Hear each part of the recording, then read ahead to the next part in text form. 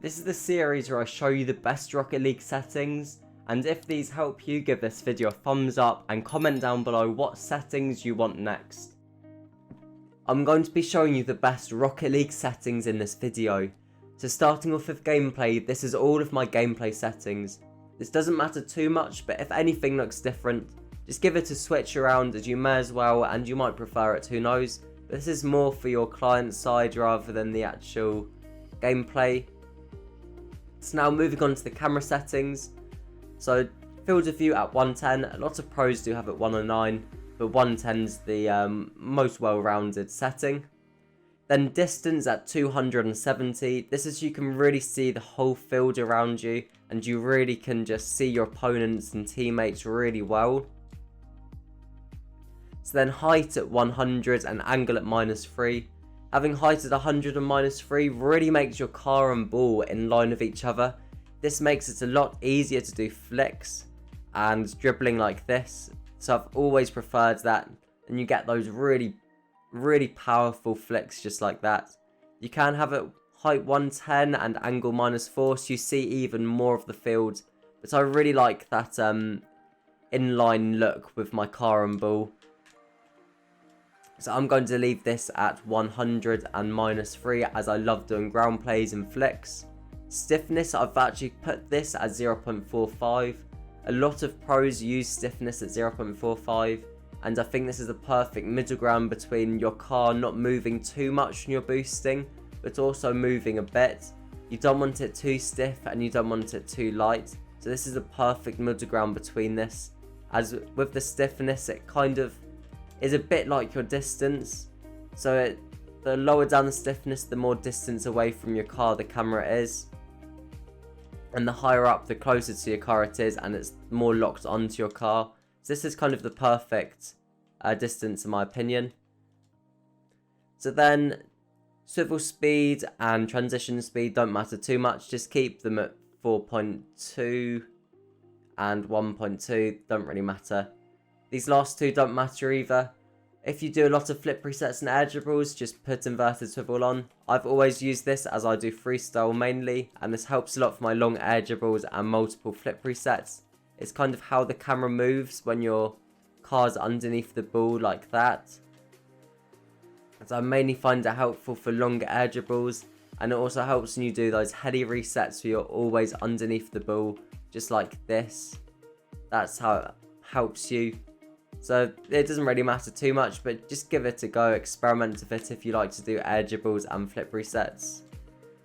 So now for the keybinds, the only ones that aren't default is power slide on L1 or LB, air roll left on L1 or LB, and air roll right on R1 or RB.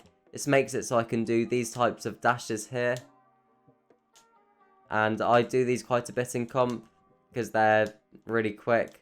You wouldn't think I'd do them a lot because I'm messing them up a lot, but I think they help a lot. And you can also do stuff like stall cancels like this, and you can do other really weird mechanics that you would only do in freestyle, so it wouldn't really matter in comp. So now for my dead zones, I've got 2.5 and 2.5. The lower down it is, the better for air dribbles, then the higher it is, the better it is for flip resets and must-see flicks. So I've kind of got a good middle ground here at 2.5.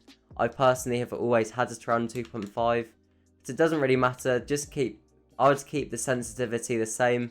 If it's not like above 5 on both of them, I wouldn't change it, just keep it the same. But if you do have like 6 or something, I would maybe change it to something lower, as this is mainly just what you're used to and personal preference, so it doesn't matter as much. So I feel like this makes my car feel really light. I never feel like my car is that heavy. And this also goes into my controller and dodge dead zone. Have the controller dead zone as low as possible where your car doesn't move to the side. For example here, my car just moves to the side without me moving it. So you want to find the lowest setting possible where your car doesn't move to the side. For me, this is 0.8, so this is where my car can just move straight forwards. So find the minimum setting for you to do that. Then if you do more stalls, put this up to 1.5, as I feel like this helps a lot for my stalls. as you can still store consistently at this. Then dodge dead zone 0.4. I think this is near default. This makes my car feel really light. I really like this setting on my dodge dead zone. A lot of pros do have it a bit higher, like 0.7, and some even have it at like 0.2. So this is just personal preference as well. So that's all of these settings. If you found it helpful so far, give it a thumbs up and comment down below what pro settings I should do next. I'm going to show you the rest of my settings now for interface, video and audio. So the first important setting I would change is the nameplate scale. It's originally at 100%, but I think it's pretty important for you to put it up to 120%.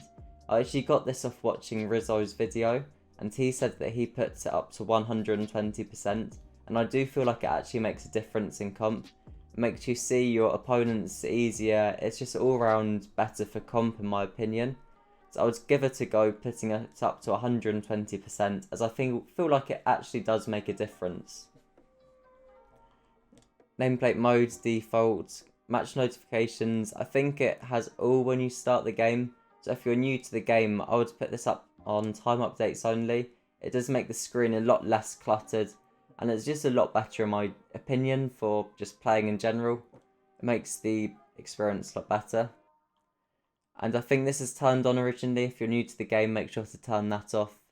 And team coloured boost meter, if you've seen people play on like TikTok or YouTube or stuff like that, some of the time their boost meter is a bit different colour. A lot of people ask me, why is it that colour, or how do you make it that colour? And I see a lot of comments on other people's videos saying, how is it that colour? And that's because this is normally turned off and you want to turn that on. I feel like that actually makes the game look a lot better in my opinion. So make sure to turn that on, as that actually does make the game look really cool. And everything else in here is just default. So now on video settings, everything's on performance. Having everything on performance does make it look a lot better in my opinion. You might see some of the pros have like high quality, performance, quality or whatever. But I feel like most of the time, if anyone's got those settings on, it's to make their game look better for you to watch it, if you know what I mean. So when they're playing by themselves, they might have everything on performance. But when they're recording their videos or they're live streaming, they have it on quality to make their game just look better for the audience. So I feel like just keep it on performance. If your computer's really good, maybe change a few settings to see what you can get away with. But I feel like it's more important for your game to run smoothly than look better. So make sure to keep it the basic settings, and after you've kind of got your PC working well, then make the settings a bit higher up. And obviously this is high quality, otherwise your game is just going to look rubbish. Now I'd have master volume up and I'd have gameplay volume up. I don't really see any point of having these ones on as well. But I'm just a player that just plays without audio. I mainly do freestyle, so I don't think it's necessary to have audio. But for comp, it's actually pretty important to have audio on, so make sure your master volume stays up. Actually, I'll leave it here for now for you. Actually, no, I won't. It's like... But there's nothing else in this settings that are not default. So now for chat, I would also change this to teammates only a lot of the time, as there's not actually any point speaking to the other team really, and it just makes everything get toxic. So just keep it on teammates only, and everything's just default here. Nothing's different at all except from these two up here. These are different. And now for the quick chat, this is my quick chat, but it doesn't really matter too much.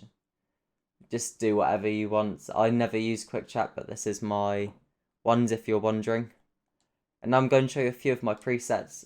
I actually think that the preset on your car does actually matter and depends how you play. For example, if I'm playing with one like this, I might not play as well as if I play with this one. So I've just got a few